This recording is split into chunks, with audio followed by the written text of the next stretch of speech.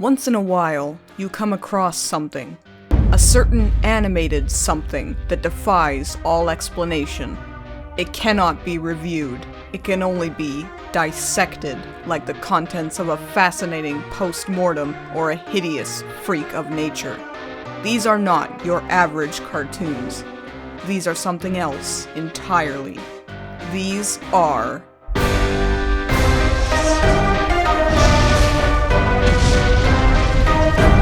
Eyebominations.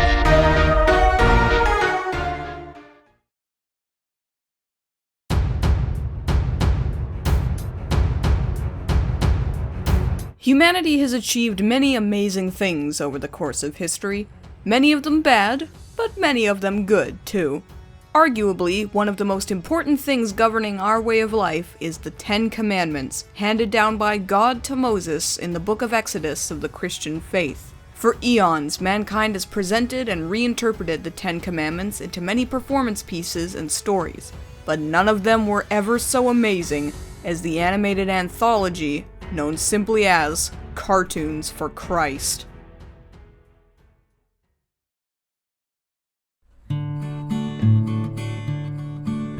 Available on Amazon Prime for the princely sum of 99 cents, this thing came up in my recommended feed while I was looking for something completely unrelated. Directed by an entity known simply as Mr. Gorilla, from the animation studio known as Jolly Orangutan, and released in 2016, it has already garnered a few noteworthy comments on its Prime page, such as bad, thoroughly frightening, not for kids, and would rather go to every Miley Cyrus concert to ever happen than watch this again.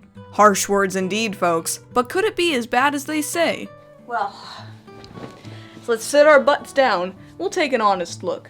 Oh, and just a couple things before we get any deeper into this.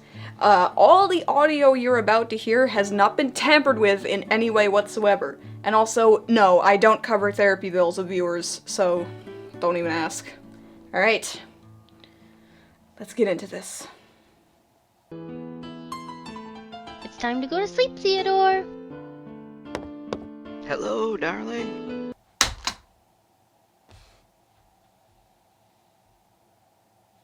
This is only the beginning, folks.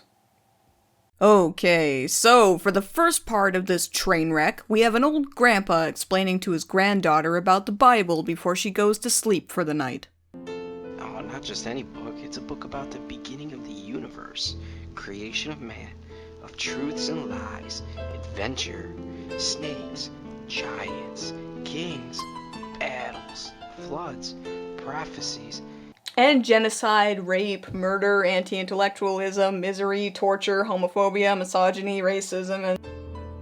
Wow, really? Is he telling the truth, Theodore? Yes, he is, and he's rather handsome, too. Oh, Theodore, you flatter me. Ooh, wow, gay! That is pretty gay. Well, that's very encouraging. Okay, now, here we go. In the beginning, God created the heavens and the earth. Sorry, I know I keep stopping this, but what is up with old grandpa's voice? Did he down a whole bunch of Valium or something like that? You know, maybe he could give me some of what he's on. Maybe it would help me get through this a little bit better. So anyway, Grandpa takes granddaughter on a magical mystery tour of the opening phrases of Genesis. Let the land produce vegetation. And it was so. Plants and trees, fruits and veggies were produced all over the land. Let there be lights in the sky to separate day from night. Is God on the same drugs as Grandpa by chance? Then God said, let us make man in our own image, and let him rule over all the fish of the sea, birds of the air, over the livestock, over all the earth.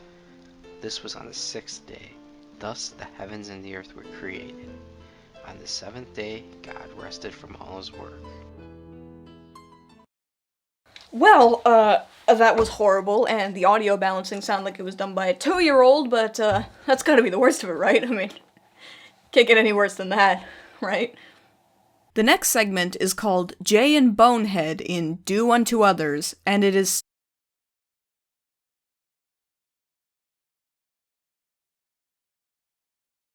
Mmm.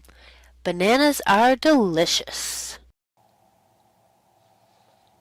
Oh, yes, thank you. Thank you very much.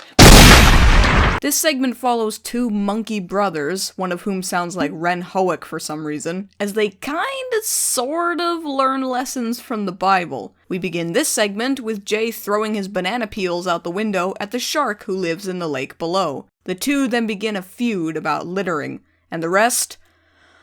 well, I have no words, really. You just need to see this for yourselves. Is that another shark by Jay and Bonehead's house? This is my territory. And the Oscar goes to... This will keep Stuart away. If he sees another shark, he'll swim away to avoid a confrontation. Like, there aren't any more jokes I can try to inject into this thing. This thing is the joke! Oh no, he's struck back. Talk about the whore. Talk about the whore? Talk about the whore. Talk about the whore. Talk about the whore. Talk about the whore. Now Jay goes to build a sandcastle on a beach that looks worse than mid-2000s Alice animations. I think I know. He's swimming so fast.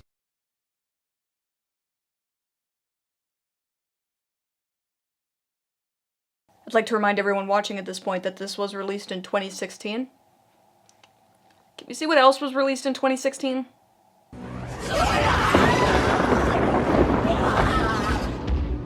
Let's see a kiss for the bride. Hold it there, Big Small.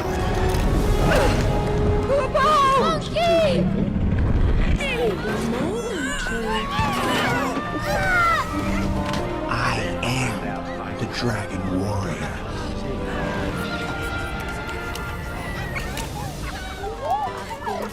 You're super sure there's nothing shitty waiting for us in the great beyond?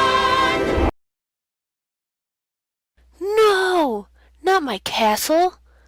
Wait, why is yours still standing? The wise man builds his sandcastle on rock, while the foolish one... What kind of bait are you using to catch a shark?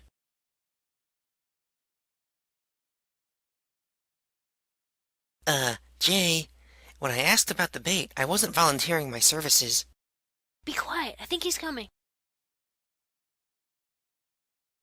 Okay. Let me tell you a little something about audio production. See, there's a thing called a premix. It's when you add in some basic sound effects and dialogue before you put in any music or major sound effects. It's supposed to be done on the basis that you're going to add the major sound effects and music later. These segments still seem to be in the premix stage. The only problem is, they forgot to do the rest of the work! Fuck me! Alright, where were we? I installed a new toilet. Where does the water go? The ocean. Where else? What is that? Is that a pipe from a... Ah! Well played, Stuart. Well played. Oh, yeah. Now, I'm gonna have to skip ahead a bit, because this honestly could go on forever. It's just so embarrassing. This is like finding out your boyfriend likes jerking off to the Backstreet Boys' used Band-Aids or something. It's fucking disturbing. So Jay and the shark continue what I generously call their feud, and... What are you doing? Ahoy, matey. I'm fishing. For shark. So they continue and... Ah! This ship was built to sustain high winds. I bet you think you're something, don't you? So they continue and... Maybe he's giving up because no one can match up to me. Jay, don't go upstairs. No! Not my babies!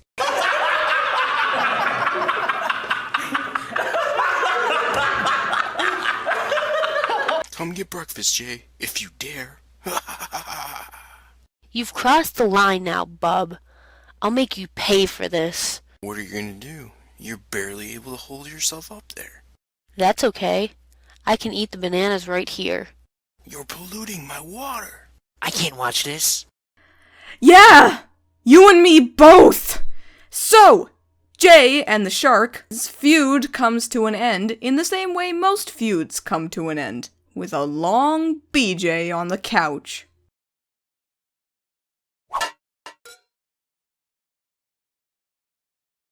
Anyone else as terrified as I am?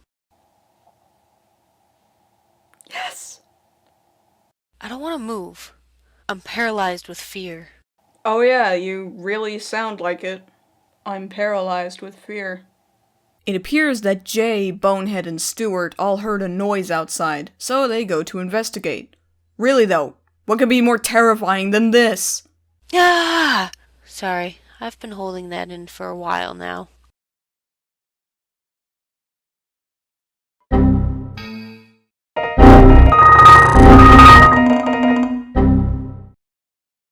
Okay, so these three mongoloids say that they saw a werewolf outside and think up a plan to do something. You might be asking yourself what any of this has to do with the previous plot, and the answer is... I have an idea. Maybe we can use the strength of numbers.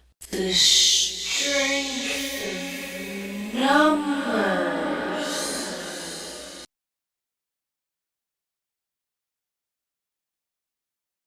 Gee, I wonder how much more tense this scene would be if there was music! Look, I'll do it for you!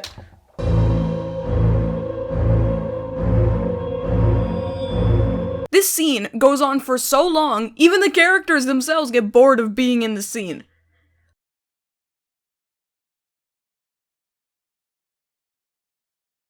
What? What the fuck?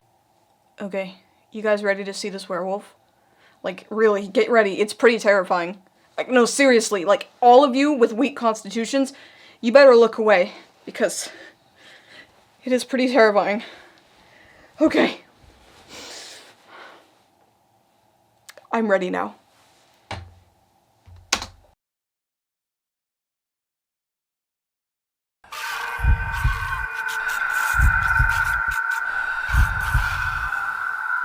So, yeah, it turns out the werewolf is actually British, and a vegetarian, who doesn't kill anyone because this thing won't let me have any fun. And the segment ends with the most glorious words ever spoken in an animated film. A spider? Ah! Ah! Joke's on them. I'm actually a ladybug in my Halloween costume. How far into this are we?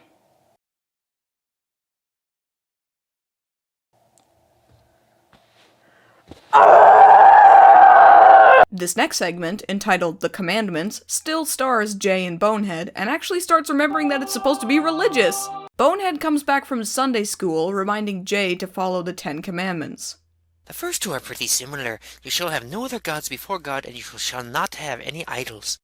Check and check. What about that little shrine you have devoted to bananas?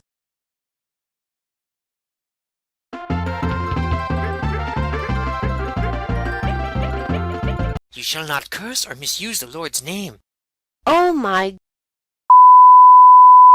Jay, for fuck's sakes, this is a fucking goddamn mother-cunting Christian animation! You watch your mouth, you swampy rectal squirt of penile discharge! Next is honor your father and mother. Fine. Give me a minute. Hello, Mom. How are you today? Great. How's Dad? Hi, Billy Mays here for the Vidalia Slice It, the miracle machine with 12 precision blades for quick cutting and slicing. You made banana bread? You're the greatest. I'll be over tomorrow. We're sorry, the number you have dialed is not in service at this time. Fuck you. Love you too, Mother. Okay, bye. Honor father and mother. Check and double check. What's next? You shall not murder.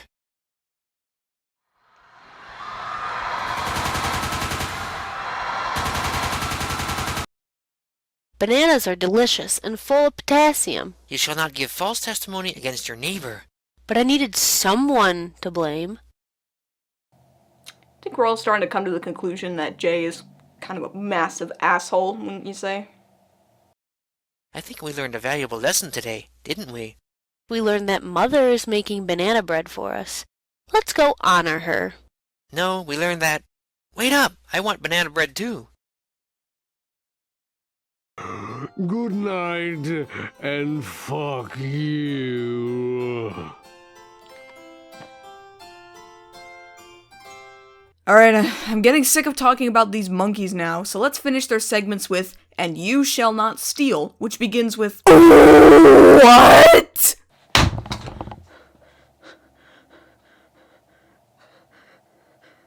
In a grocery store, selling nothing but tomato soup, Bonehead comes across a piece of talking celery who coerces him into taking him home. How is it that this piece of celery, rendered in 2016, looks worse than VeggieTales, which was rendered in 1998? Well, I guess that's what I get for watching a movie directed by a literal gorilla. So the talking piece of celery convinces Bonehead to steal him from the store, as well as some bubblegum.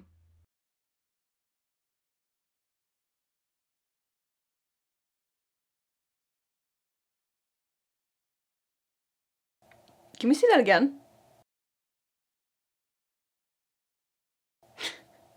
Was that really necessary? I mean, that would have made a lot of commotion if, it had made any sound.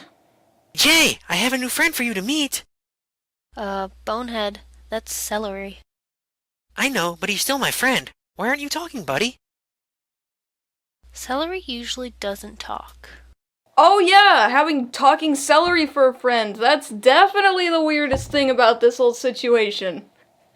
And not, everything else. This is my best chance. Leave it here. Could have been a great athlete. Wait a second. Did you just see that? Rewind that for a sec. This is my best chance. Jason Olenek. Why is the name Jason Olenek down there? Let me check this.